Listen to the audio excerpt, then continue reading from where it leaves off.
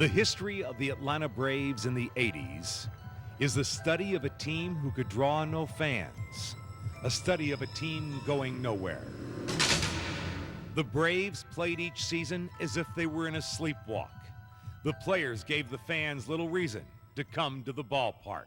I'm not going to come out and spend 20 or 30 bucks at the ballpark to watch a team that can't beat 8 or 9 women. I'm not trying to talk utterly negative, but that's the kind of outlook people had on the Atlanta Braves, fans-wise. But like Cinderella, the Atlanta Braves would come to life. 1991 became a season to remember. In 1991, the Braves would charge from last place to first place. Stars like 21-year-old Steve Avery would mature into superstars. The Braves would come charging from nowhere. They would make the impossible plays. They would go from last place to first place. The Braves won their first playoff game in the 25-year history of the team. Each player has his own way of describing last season. Magical. That's one word. They call it the dream year, and I think it was a dream year. Well, as a player, I would say wonderful. As a fan, I would say magnificent. The magnificent Braves captured the imagination of the fans in Atlanta like never before. Attendance more than doubled. People who had never attended a Braves game would withstand the rain. People like Jimmy Carter, Ted Turner, and of course Jane Fonda. The Chop became infamous. The attendance swelled to over 2.1 million fans.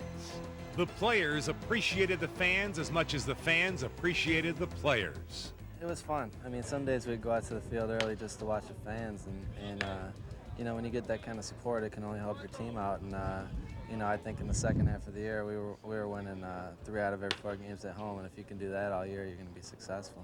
It was awesome. I mean, you definitely want to come out early, because just to see them all start piling in. I mean, you see each section starting to fill up. You know, and they're anticipating a great game, and you know, we were doing it for them, and they definitely were behind us. I had a feeling that I would be castrated in a way, you know, for not scoring on the play. I already knew that the press was already angered at me for not doing any interviews.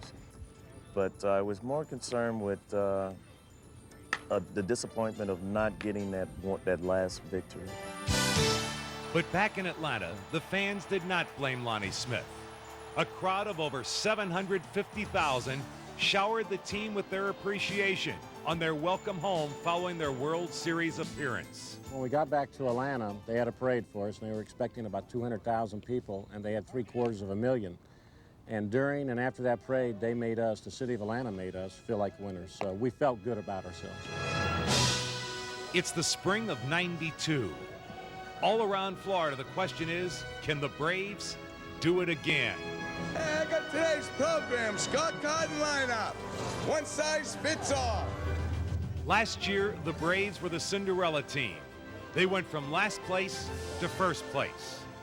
This year, the Braves have their sights set much higher. The fact of the matter is we didn't get what we wanted. Sure, we accomplished an awful lot last year, but we didn't get the big thing, and that was winning the World Series. So that's going to be our goal this year, and we won't settle for anything less than that. And we're hungry for it, and we want to get back there, and we want to win it, because after everything we did accomplish last year, to lose there in that 7th game left a little bit of a bitter taste and a kind of a feeling of, you know, we didn't accomplish anything now. So we want to go back and go that final step and have that bigger ring than we're going to get.